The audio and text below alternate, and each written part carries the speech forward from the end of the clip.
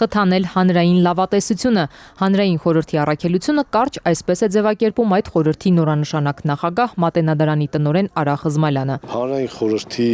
բարոյական առաքելությունը հանրային լավատեսությունը ուրեմն խթանելն է,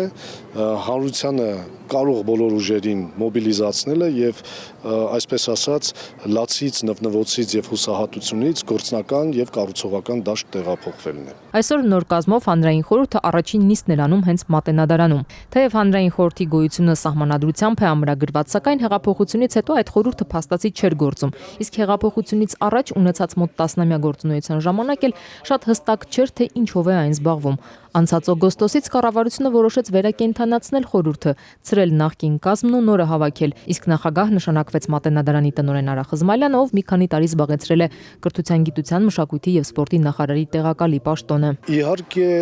ես ենթադրում եմ, որ իմ նշանակումը խոսում է նախ եւ առաջ այն բանի մասին, որ ես ունեմ կառավարության հետ աշխատելու փորձառություն,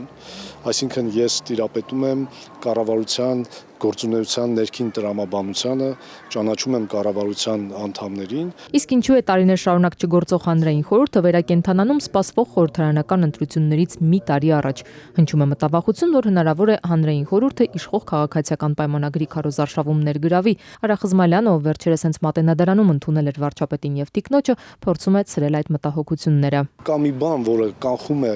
յուրաքանչյուր նման մոտեցում կամ հավանականություն, որ կարող է հանրային խորհուրդը դառնալ քաղաքական գործիք, դա օրենքում ամրագրված շատ հստակ կետն է, որ հանրային խորհուրդը պետք է պահպանի ուրեմն քաղաքական չեզոքություն եւ զսպվածություն։ Ասեմ ավելին, սա ձեռք է տալիս հենց իշխանություններին, սա ձեռք է տալիս հենց կառավարությանը։ Եվ ես համաձայնել եմ գալ այստեղ մի պայմանով, որ ասվել է, որ մենք չենք ակնկալում, որ հարցերը լուծվեն ըստ մեր նախանշած ճանապարհների, մենք ակնկալում ենք անկեղծ խոսք։ Հանրային խորհրդի անդամ տեխնիկային թատրոնի տնօրեն Ռուբեն Բաբայանը եւս կարծում է, պետք է օրենքին հետևել եւ առաջին հերթին ապացուցել, որ հանրային խորհուրդ այնուամենայնիվ գոյություն ունի։ Ինչքան շատ մենք հետևենք օրենքին, ընդորում ոչ միայն այդ օրենքին, այդքան ավելի ճիշտ ձևով կազմակերպվի մեր պետական կառույցը։ Ինչքան շատ մենք փորձենք շրջանցել օրենքը կամ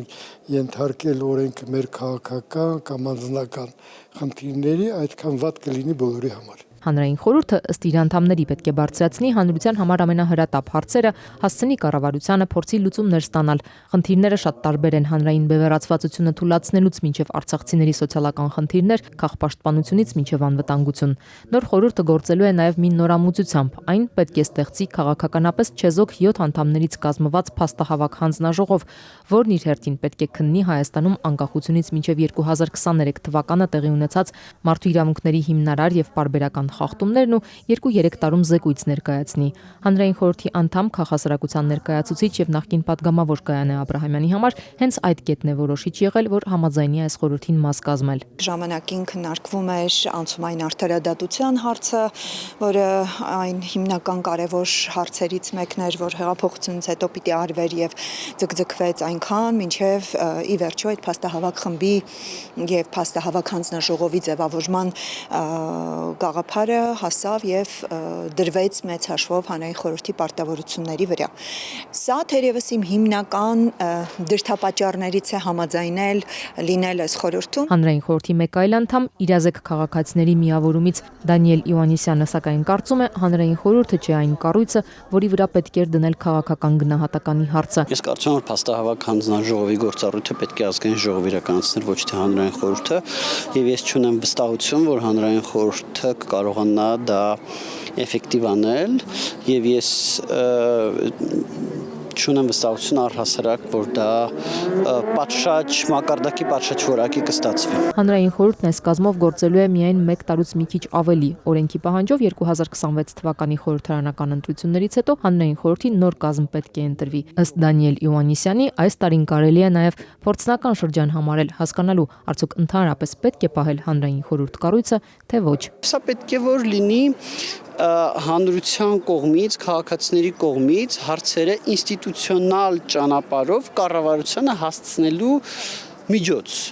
Եթե այդպես եղավ, եթե աշխատեց, լավ, եթե չաշխատեց, երևի կարելի է սահմանադրություն առհասարակ անել։